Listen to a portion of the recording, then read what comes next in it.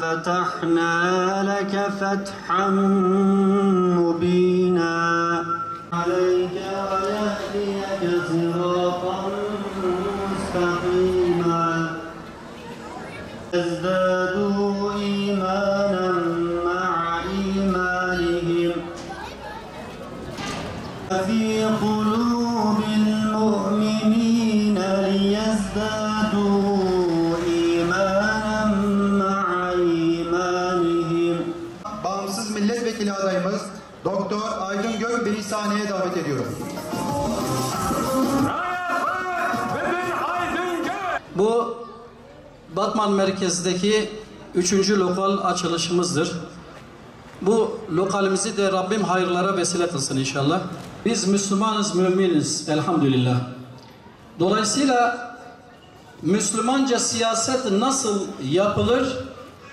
Bunu halkımıza göstermek için siyasete girdik. Müslüman siyasetçi nasıl olur? Onu kavratmak için ve siyaset üzerindeki yanlış kanaatleri kaldırmak için siyasete girdik. Bu sistem zulüm üzerine kurulu bir sistemdir. Adil bir sistem değildir. Zaten bizim mücadelemiz de şahıslarla değil, sistemledir. O çarpık sistem anlayışıyladır. O yüzden %10 barajından dolayı bir kısım partiler ittifak yolunu seçtiler, mecbur kaldılar. Hatta birçoğu kendi kırmızı çizgilerini çiğneyerek ittifak kurdular. Bir kısım adaylar da bizim gibi bağımsız olarak seçime girme gereğini gördü. Bunu daha isabetli olarak gördü, böyle karar verdi. Rabbim inşallah bizim de girişimlerimizle bu barajı kaldırır. Zira bizce hak olan, adil olan bir partinin veya adayın önündeki en büyük engelin halk olması lazım. Bizim hem bağımsız aday olarak girişimiz hem de partimizin yeni bir parti ve maddi imkanların kısıtlı olması bizler için maalesef bir kısım dezavantajlardır. Neden? Çünkü diğer partiler şu anda, bir kısım partiler trilyonlarca seçim yatırımı almışlar. Ve hangi kanalı açıyorsanız onları anlatıyor. Onlarca kanallara sahiptirler. Peki biz mütevazi bir hareket olan Hüdapar veya Hüdapar'ın desteklemiş olduğu bağımsız aday olarak arkamızda Allah'a hamdolsun cehd ve gayretleriyle onların o avantajlarını sıfıra çıkaracak olan, Allah'ın izniyle bizim için büyük bir avantaj olan, bizim tabanımızın, kardeşlerimizin, bacılarımızın, gençlerimizin o fedakarane çabaları olacaktır. Yani onların, biz kitle partisiyiz, televizyonlarımız var, devletin hazinelerinden trilyonlarca para alıyoruz diye rahat olabilirler. Bize göre bir kısım avantajları olmuş olabilir. Fakat Allah'a hamdolsun bizlerin de aşk dolu, sevda dolu, fedakarlık ruhu taşıyan kardeşlerimiz, bacılarımız var. Bizim bu konuda onlardan geri kalır tarafımız yoktur. Ve biz bu konuda onlardan çok daha avantajlıyız elhamdülillah. Bir dava partisiyiz. Bizim kendimize ait bir takım ilkelerimiz vardır. Biz ilkelerle ayakta kalacağız. Bu ilkelerimiz nelerdir? Bunlar doğruluktur. Bunlar dürüstlüktür. Bunlar eminliktir. Bunlar vukufiyettir. Bunlar liyakattır. Bunlar adalettir. Eğer bugün adalet hakim değilse bizim defalarca tercih ettiğimiz, oy verdiğimiz, destek verdiğimiz iktidarlar sayesindedir maalesef.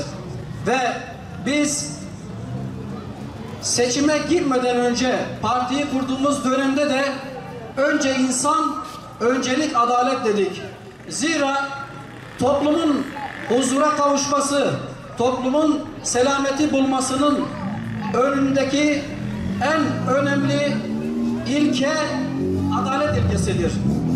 Ve yargıda adalet, ekonomide adalet, eğitimde adalet, hizmette adalet olmadıkça kesinlikle toplum huzur yüzü bulamayacaktır. Bakınız, çeşitli dönemler geçirdik ve o süreçlerde on binlerce insanımız mağdur oldu. Cezaevlerine konuldu. Belli bir dönem 28 Şubat dönemi geçirdik. Darbeler dönemi geçirdik. FETÖ dönemi geçirdik. Ve bununla on binlerce insanımız mağdur oldu. Yine taraflı askeri kararların etkisinde olan yargıçların verdiği hükümlerle, haksız, adaletsiz hükümlerle binlerce insanımız cezaevlerine girdi. Haksız yere. Ve hala da adalet dağıtılmış değil. Bu insanlarımız sadece İslam'a hizmet için, insanlığın değerlerine hizmet için mücadele verdiler ve şu anda güya muhafazakar bir hükümetin kaç dönemdir iktidarda olduğu bir dönemde hala o kardeşlerimiz maalesef cezaevlerindeler. Ve 15-20 yıla yakındır o insanlar suçsuz yere içerideler. Müebbetle yargılanan insanlar, o askerler neden salıverildiler ki kardeşlerimiz şu an hala cezaevindeler. Ve o insanlar biliyoruz ki FETÖ mağduruydular. 28 Şubat mağduruydular ve 20-25 yıla yakındır o kardeşlerimiz cezaevindeler. Dolayısıyla yargıda adalet yoktur. Önemli bir seçime gireceğiz. Biz de halkımızdan, vatandaşlarımızdan, hemşerilerimizden şunu talep ediyoruz, bekliyoruz. Bir kere de Hüdapar'ın adaylarını desteklesinler. Bir kere de Hüdapar'ın adaylarına şans versinler. Allah'ın izniyle pişman olmayacaklar.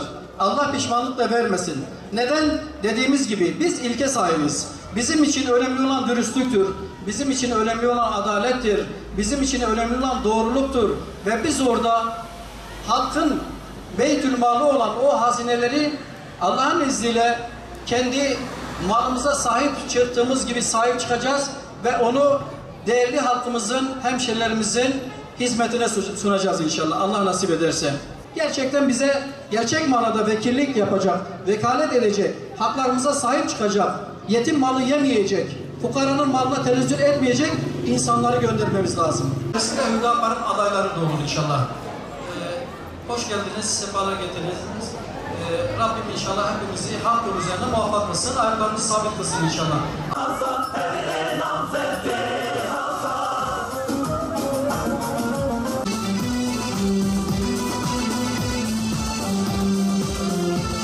Umut olur bana, yetime garibana, halka duacına, tercihimiz aydın gök, tertemiz günler için, huzurlu anlar için, aydın yarınlar için, tercihimiz aydın gök, tertemiz günler için, huzurlu anlar için, aydın yarınlar için, tercihimiz aydın gök. Haydi bakman tercihin aydın olsun. Haydi bakman gözünüz aydın olsun. Ya Rabbi tuvan deriye ku em vedikin bexe deriye hizmet u xabatê ji bo vî milletî. Ya Rabbi tuvan hizmetê me bêxe wesîla xweşiya milletê me, bêxe wesîla biratiya vî milletî, bêxe wesîla hecê kirinê sulh û selametê di nava xelkê me de. Ya Rabbi tu şahidî em bi vî îşêhanekê derdê me ne maqamin, ne mevkîne, ne zengîniye, ne xapandine. Ya Rabbi tu şahid bê ku em dixwazin xizmeta milletê xwe bikin, ji bo îslaha xelkê xwe, ji bo îslaha zarokê xwe, ji bo îslaha nesla xwe em dixwazin xizmetê bikin. Ya Rabbi tu me muwaffaq bike. Allahümme salli ala